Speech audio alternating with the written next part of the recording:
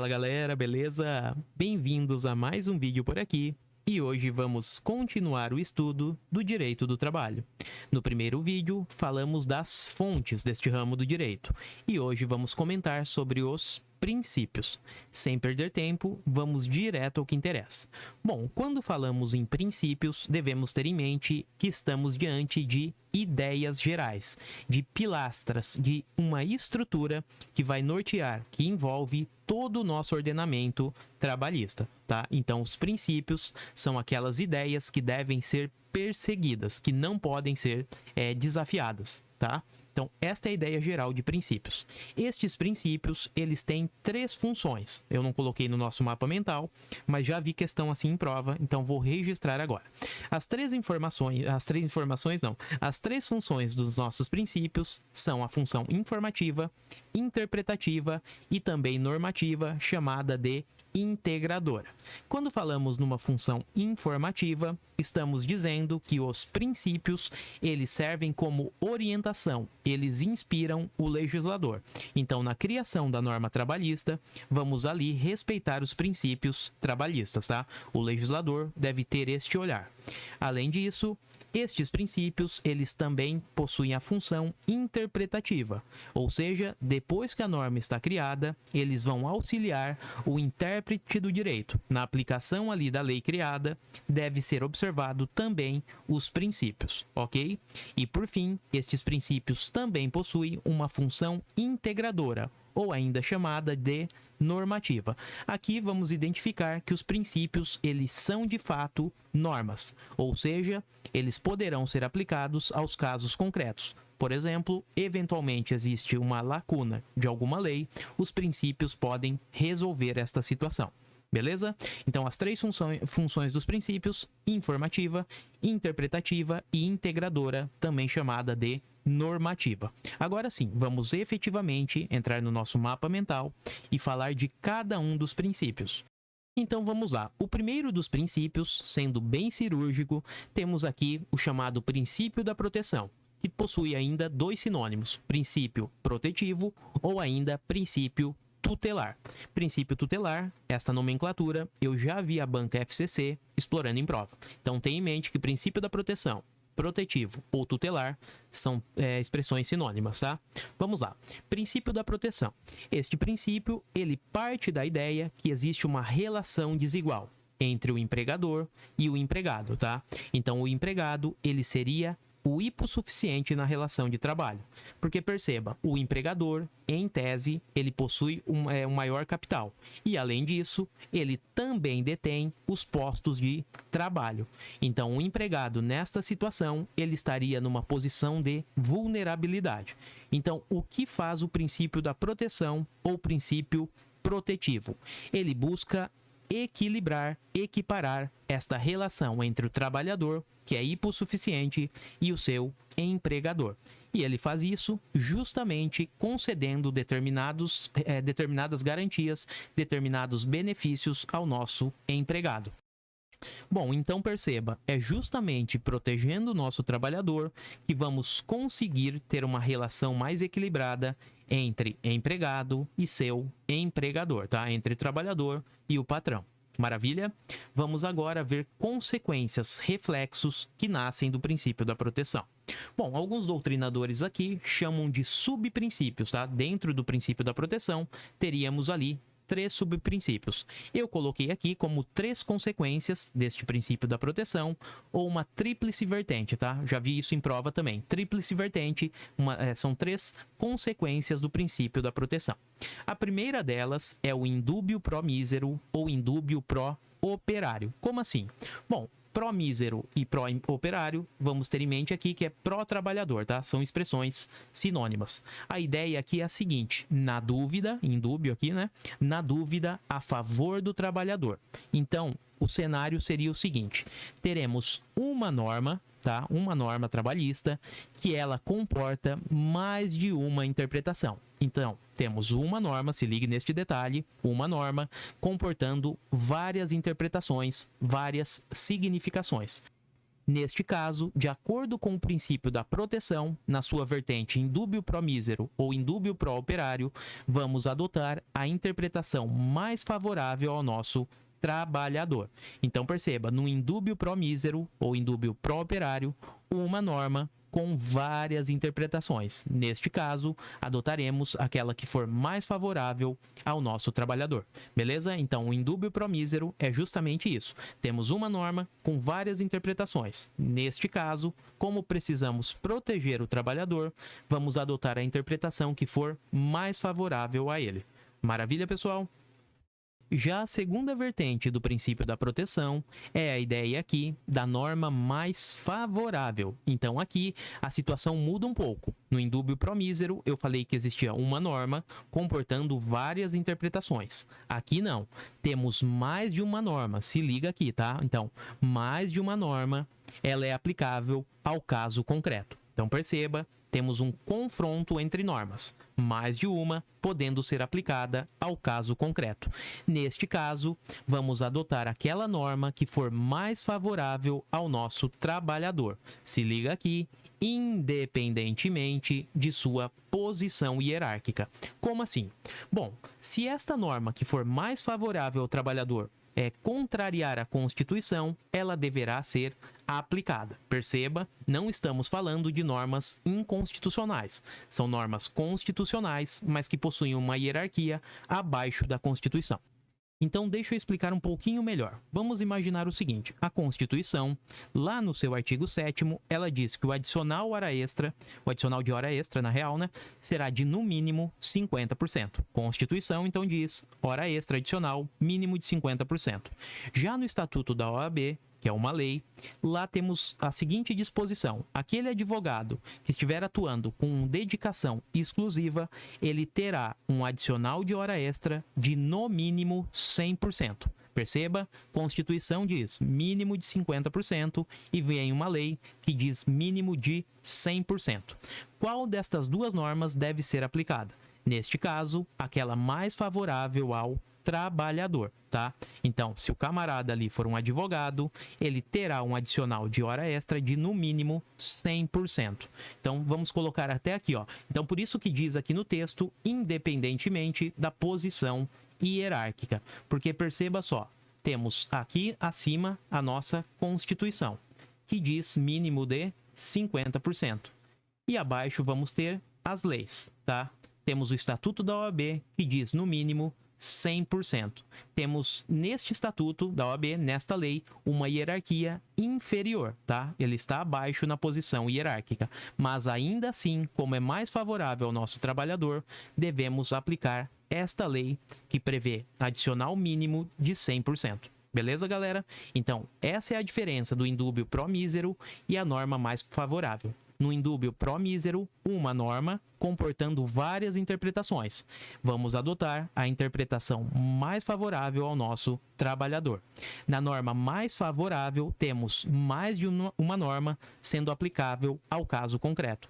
Neste caso, vamos adotar aquela norma que for mais favorável ao trabalhador, independentemente da posição hierárquica que esteja ocupando, ok?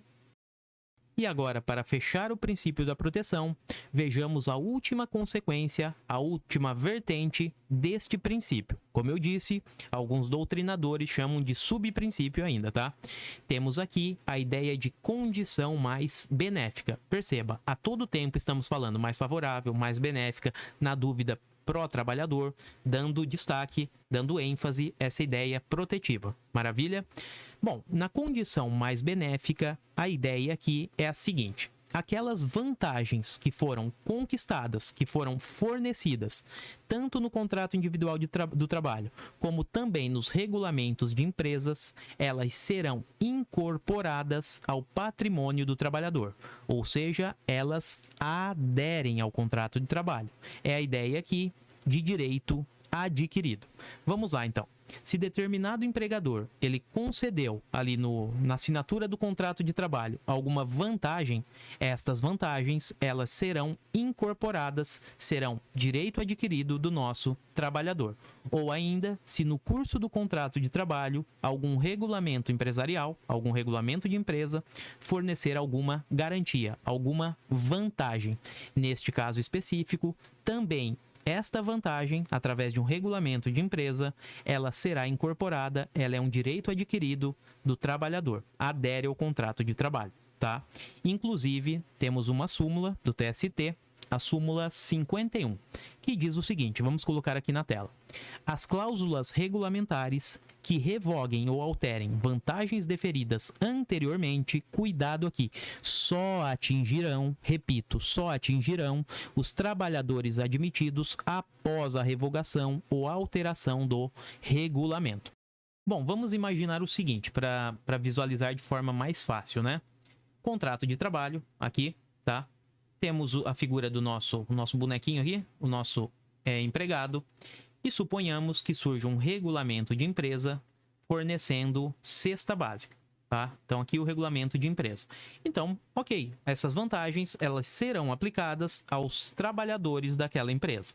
Agora, suponhamos que o empregador queira retirar esta cesta básica, tá? Então, o que acontece? Este regulamento de empresa, ele acaba posteriormente, né, em um momento 2 aqui, sendo revogado. Então, aquelas vantagens são revogadas, ok? A pergunta que fica neste momento, é por isso que entra a súmula 51, é se estas vantagens que foram conquistadas, elas serão perdidas ou não. Bom, e a resposta a própria súmula traz.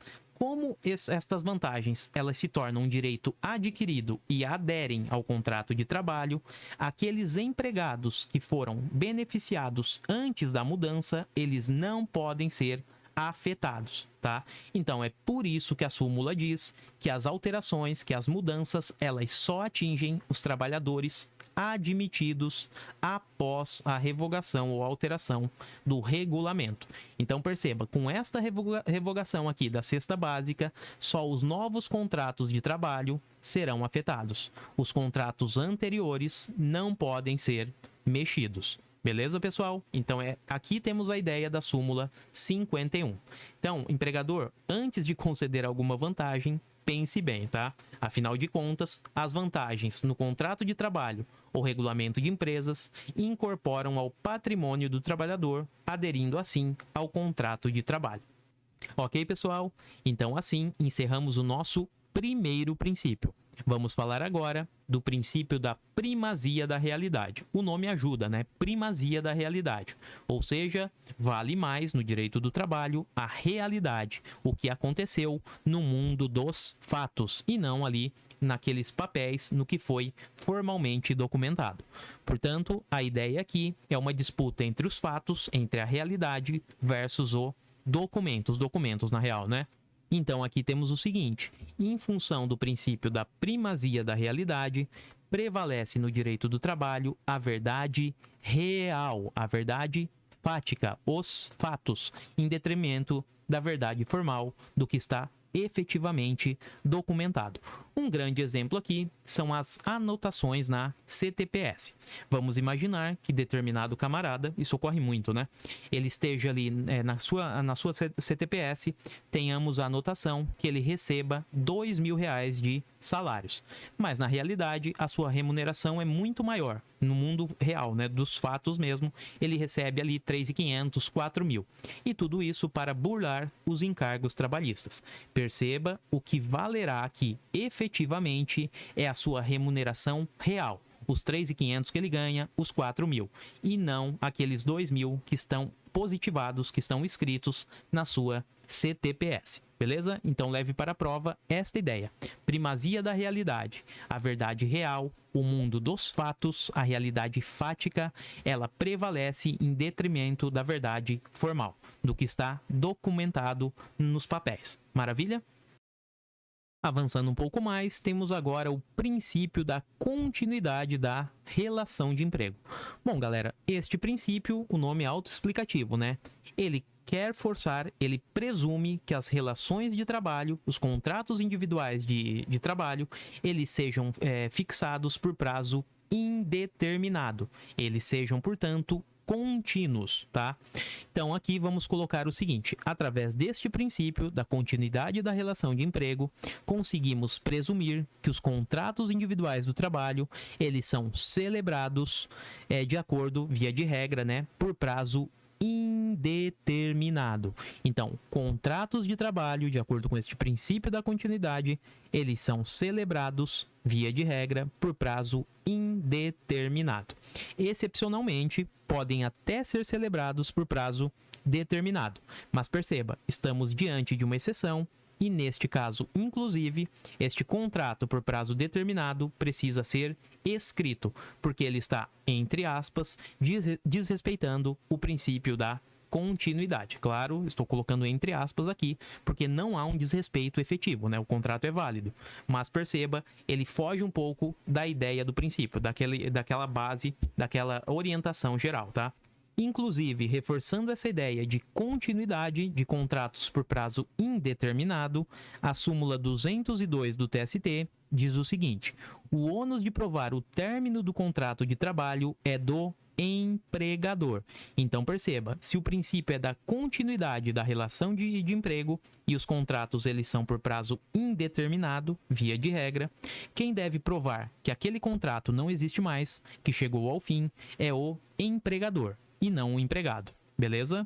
Avançando um pouco mais, a última observação aqui, vamos ler a súmula 202 antes. O ônus de provar o término do contrato de trabalho, quando negadas a prestação de serviço e o despedimento, é do empregador, pois o princípio da continuidade da relação de emprego constitui presunção favorável ao empregado, ok? Foi o que vimos acima, o ônus de provar o término do contrato de trabalho é do nosso empregador. Vamos agora à última observação dentro do princípio da continuidade da relação de emprego. Temos o seguinte: este princípio ele fundamenta também a sucessão de empresas. Sucessão de empresas seriam aquelas mudanças na estrutura do empreendimento. Por exemplo, a troca de empregadores, tá? Via de regra, temos o seguinte: a mudança de empregador, a mudança na estrutura da empresa, ela não deve afetar os contratos individuais de trabalho, justamente atendendo assim o princípio da continuidade da relação de emprego. Beleza, pessoal? Vamos continuar um pouco mais. Bom, chegamos agora a um bloco de princípios que são menos explorados em provas. Então, vamos passar de forma mais rápida, tá? Os principais aqui que as provas cobram é o princípio da proteção, primazia da realidade e continuidade da relação de emprego. Por isso que eu comentei mais detalhadamente. Mas vamos lá. O próximo princípio é o princípio da inalterabilidade contratual lesiva. Cuidado com lesiva aqui. Inclusive está sublinhado, tá? Quando falamos nesta inalterabilidade contratual lesiva, significa que estão proibidas, são vedadas as alterações prejudiciais ao trabalhador, aquelas alterações prejudiciais no contrato de trabalho. O artigo 468 da CLT, ele diz o seguinte: são permitidas, são lícitas as alterações quando elas não prejudicarem o trabalhador. Então, estamos atendendo, assim, o princípio, né, da inalterabilidade contratual lesiva. Se não for lesiva, pode, mas precisamos também do mútuo consentimento. Ou seja, as alterações, segundo o artigo 468 da CLT, exigem dois requisitos: a não prejudicialidade ao empregado, ao trabalhador, e também o mútuo consentimento. Empregado e empregador devem estar de acordo. E apenas uma observação, é interessante notar aqui o seguinte: este princípio da inalterabilidade contratual lesiva, ele não exclui a figura do ius variandi. E o que seria o ius variandi? São aquelas situações, é um instituto na realidade, em que o nosso empregador, ele está autorizado a fazer pequenas modificações no contrato de trabalho, tá? Então, alterações não substanciais. Por exemplo, o horário de entrada e saída do empregado, o uso de uniformes, em relação ao modelo do uniforme utilizado, cor e tudo mais, sempre mirando estas pequenas alterações, tá? Então, o ius variandi, ele não ofende o princípio da inalterabilidade contratual lesiva, beleza? Um outro princípio que temos por aqui é da intangibilidade salarial, ou seja, o salário do trabalhador, ele é intocável, tá? Então vamos até registrar esta informação. Estão proibidos descontos no salário do nosso trabalhador. Eventualmente, de forma excepcional, aquelas deduções legais estão autorizadas, como, por exemplo, pensões alimentícias, o desconto ali, né, para pensão alimentícia, deduções relacionadas ao imposto de renda, INSS e coisas nesse sentido. Mas a regra é que deduções no salário do empregado, do trabalhador, estão vedadas. Vamos avançar para um outro princípio agora e já nos encaminhando para a parte final deste vídeo. O princípio aqui é o da imperatividade. Quando falamos em imperatividade, devemos ter em mente que as normas trabalhistas, elas são cogentes, elas possuem força obrigatória, tá? Então vamos registrar aqui, ó. As normas do direito do trabalho são cogentes, são, portanto, de observância obrigatória. Sendo assim, elas limitam, isso aqui cai bastante em prova, limitam a autonomia de vontade entre as partes, ou seja, as partes elas podem sim confeccionar ali um contrato de trabalho de acordo com as vontades, mas cuidado aqui, devem sempre observar um limite, e este limite são as normas trabalhistas, é o nosso direito do trabalho. Por exemplo, na confecção de determinado contrato de trabalho, suponhamos que o empregador ele convença o trabalhador a laborar ali numa quantidade, numa carga horária maior do que a jornada permitida constitucionalmente. E foi além. Também convenceu o trabalhador a ganhar a hora extra num valor inferior ao que a Constituição prevê. Nada disso terá valor, mesmo que o empregado concorde. E tudo isso porque as normas trabalhistas, elas precisam e elas são, na realidade, cogentes. Então, devem ser respeitadas, tá? Então, a ideia aqui, ó, vamos até desenhar, é a seguinte, ó. Suponhamos que isto seja uma moldura, que representa as nossas normas trabalhistas, tá? O nosso direito do trabalho. Empregado aqui, ó, e o empregador, eles podem livremente decidirem e confeccionarem aqui um contrato individual do trabalho. Eles têm autonomia para isso, mas a autonomia deles esbarra justamente aqui nesta moldura, nas normas trabalhistas. Então, eles não poderão livremente pactuarem um contrato de trabalho desrespeitando as normas trabalhistas, tá? Então, eles não podem, por exemplo, sair desta moldura aqui, ó, escolhendo direitos e deveres que estão fora da proteção do direito do trabalho. Portanto, leve para sua prova o seguinte: a imperatividade impõe que normas do direito do trabalho são cogentes e devem ser observadas. Assim, elas limitam a autonomia de vontade entre as partes. A prova adora essa parte, limita a autonomia de vontade. Falou em limitação de autonomia de vontade, pode marcar que o princípio é o da imperatividade, ok? E para fechar este vídeo, vamos para o nosso último princípio, que é o princípio da irrenunciabilidade, também chamado de inderrogabilidade ou ainda indisponibilidade. Aqui temos o seguinte: os direitos trabalhistas, eles são indisponíveis, não aceitam, não comportam renúncia ou transação. Portanto, são irrenunciáveis os direitos trabalhistas pelo trabalhador. Isso aqui até ajuda, até é um reflexo da imperatividade.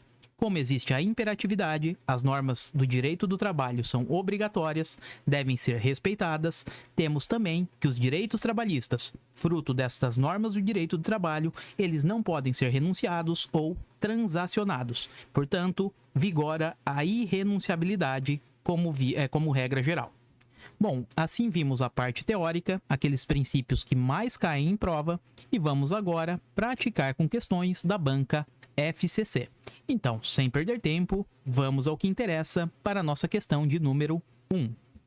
Galera, vamos combinar o seguinte, até por dinamismo aqui, tá? Eu não vou ler o enunciado de cada uma delas, peço para que vocês pausem o vídeo e 3 segundos depois eu volto com o gabarito e alguns comentários.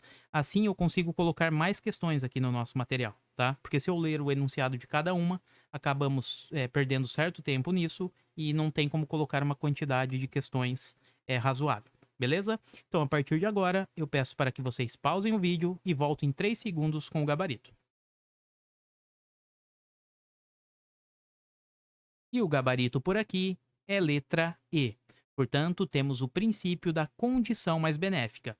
Esta súmula 51 de fato consagra este princípio. Só lembrando, o princípio da condição mais benéfica, ele é um desdobramento, uma consequência de um princípio maior, que é o princípio da proteção, protetivo ou ainda princípio tutelar, tá? Vimos lá na parte teórica o seguinte: esta condição mais benéfica, ela diz que aquelas vantagens conquistadas pelo trabalhador no seu contrato de trabalho ou ainda através de um regulamento de empresas, ela será incorporada ao seu patrimônio, ou seja, aderem ao contrato de trabalho, certo? Funcionam na realidade como direito adquirido.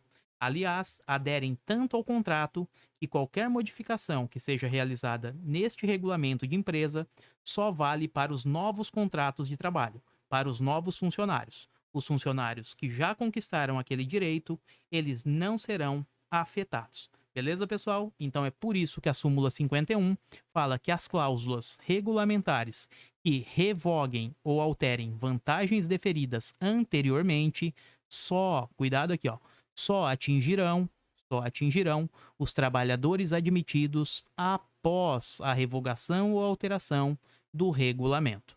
Então, nosso gabarito é letra E de escola. Vamos agora para a segunda questão. Eu peço para que pausem o vídeo e já voltamos com o gabarito. E o gabarito por aqui é letra D de dado. Portanto, este enunciado traz o princípio da primazia da realidade. Neste princípio, temos o seguinte: os fatos, eles prevalecem em relação aos documentos. Então, vamos prestigiar os fatos, o que efetivamente aconteceu no mundo real, tá? Então, sempre numa análise ali, vamos observar a realidade fática em detrimento da realidade formal dos documentos que estão efetivamente postos à mesa. Beleza, galera? Então é por isso que, neste caso, o gabarito é letra D.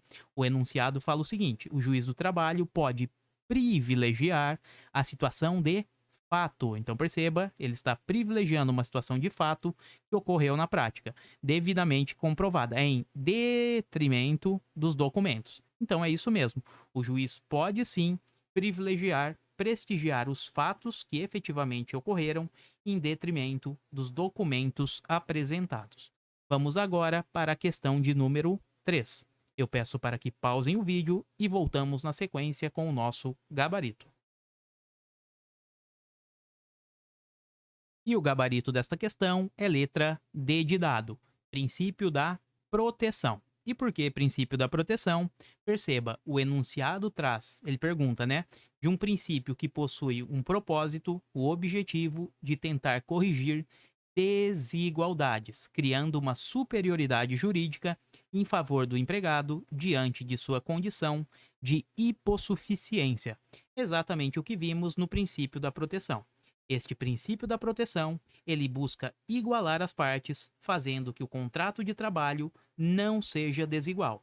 Até porque, de largada, como ponto de partida, o empregador ele possui certa vantagem, seja em relação ao capital ou ainda aos postos de trabalho que disponibiliza. Então é por isso que vem o princípio da proteção e tenta amenizar esta diferença, esta desigualdade. Beleza, pessoal? Então, o princípio que busca fazer esta correção, esta mudança de rumo, é justamente o princípio protetivo da proteção, ou também chamado de princípio tutelar. Assim, o gabarito é letra D de dado. Vamos avançar para a próxima questão. Vejamos. Eu peço para que pausem o vídeo e voltamos na sequência com o nosso gabarito. E o gabarito por aqui é letra C de casa, princípio da continuidade da relação de emprego. Exatamente, o enunciado traz esta ideia. Na real, temos aqui a súmula 212 do TST. Até porque a questão fala o seguinte, ó, o encargo, o ônus, de provar o término do contrato de trabalho quando negados a prestação de serviço e o despedimento é do empregador. Exatamente. Vimos na parte teórica que a ideia de continuidade da relação de emprego, ela faz que possamos presumir que o contrato de trabalho seja celebrado, via de regra, de modo indeterminado, por prazo indeterminado. Assim, o dever de provar que ele não mais existe, que esse contrato por prazo indeterminado chegou ao fim, é do nosso empregador e não do trabalhador, não é do nosso empregado, ok? Assim, de acordo com a súmula 212 do TST, temos o gabarito aqui, letra C de casa, princípio da continuidade da relação de emprego. Avançando um pouco mais, próxima questão, eu peço para que pausem o vídeo e voltamos na sequência com o gabarito. E o gabarito por aqui, novamente o mesmo princípio, é letra E de escola, e o enunciado traz o princípio da continuidade da relação de emprego. Também vimos lá na parte teórica que aquelas alterações na estrutura da empresa, na estrutura ali do empreendimento, via de regra, elas não alteram ou afetam o contrato de trabalho. Então, elas não afetam o contrato de trabalho. Isso tudo é uma decorrência do nosso princípio da continuidade da relação de emprego, ok? Então é por isso que o gabarito é letra E de escola. Avançando um pouco mais, próxima questão. Peço para que pausem o vídeo e já voltamos com o gabarito. E o gabarito por aqui, perceba como as questões se repetem, galera. É letra B de bola. Acabamos de falar desta súmula. Portanto, o princípio consagrado neste enunciado é o da continuidade da relação de emprego. Vimos agora há pouco, né, a súmula 212 do TST, que o ônus de provar o término do contrato de trabalho, ele fica a cargo do nosso empregador, beleza? Constitui, portanto, uma presunção favorável ao empregado. Assim, gabarito B de bola. Avançando um pouco mais, próxima questão. Pausem o vídeo e já voltamos com o gabarito, pessoal. E o gabarito por aqui é letra B de bola. Novamente, a questão pediu o princípio da primazia da realidade. Perceba como os enunciados eles vão ficando repetitivos, tá? Então, este princípio da primazia da realidade, ele destaca, ele fortalece, prestigia o que aconteceu na prática, no mundo real, em detrimento dos documentos. E é por isso que a questão está correta. Então, perceba, importa de fato o que ocorreu na prática, mais do que as partes pactuaram, mais do que está efetivamente inserido, estabelecido nos documentos. Perceba então, os fatos eles prevalecem em relação aos documentos, tá? Sempre os fatos, sempre a verdade real. Assim, o gabarito só pode ser letra B de bola. E avançando agora para a nossa última questão, eu peço para que pausem o vídeo e voltamos na sequência com o nosso gabarito. 3 segundos, pessoal. E o gabarito por aqui é letra D de dado. Estamos diante do princípio da imperatividade das normas trabalhistas. Então perceba, galera, quando você observar na prova imperatividade, ligue a ideia de autonomia. Na realidade, restrição à autonomia, tá? Porque a imperatividade, ela vai nos dizer o seguinte: as normas trabalhistas, elas são cogentes. Isso significa que devem ser aplicadas independentemente da concordância dos interessados. Por exemplo, se for fixado, se for firmado na realidade, um contrato de trabalho entre empregado e empregador, estas normas não podem ser desprezadas. Elas estarão norteando a confecção deste contrato, tá? Então é justamente por isso que elas limitam a autonomia de vontade entre os interessados. Então, imperatividade, a questão diz o seguinte: a restrição à autonomia de vontade. Nesta parte aqui, já conseguimos matar, que é o princípio da imperatividade. Ele, de fato, restringe a autonomia de vontade entre as partes, ok? Então, o empregador, ele pode bastante coisa, mas não pode tudo. Então, teríamos mais ou menos o seguinte: vamos supor que este quadrado corresponda a uma moldura. Seriam as nossas normas trabalhistas, tá? E elas são cogentes, imperativas. Aqui está empregado e empregador discutindo, confeccionando o contrato individual de trabalho. Perceba, eles podem estabelecer muitas condições, tá? Aqui são várias condições que eles podem estabelecer, mas sempre devem respeitar esta moldura, este limite aqui, que são as normas trabalhistas. Eles não podem, por exemplo, estipularem regras que estejam em desacordo, estejam fora das normas trabalhistas, beleza? Então, esta moldura, estas normas trabalhistas, elas restringem a autonomia destes dois atores sociais da relação de trabalho. Ok, pessoal? Bom, galera, então é isso. Encerramos aqui a parte de princípios. Vimos na aula 1 fontes, agora princípios, e vamos aos poucos avançando na matéria. Se você gostou do vídeo, eu peço gentilmente para que deixe um like, se inscreva no canal. Isso sempre fortalece muito mesmo, tá? A continuidade dos trabalhos. Voltamos em breve com outros vídeos, mais conteúdo, e desejo a você bons estudos e sucesso na caminhada. Até a próxima, conte com o canal e eu fui!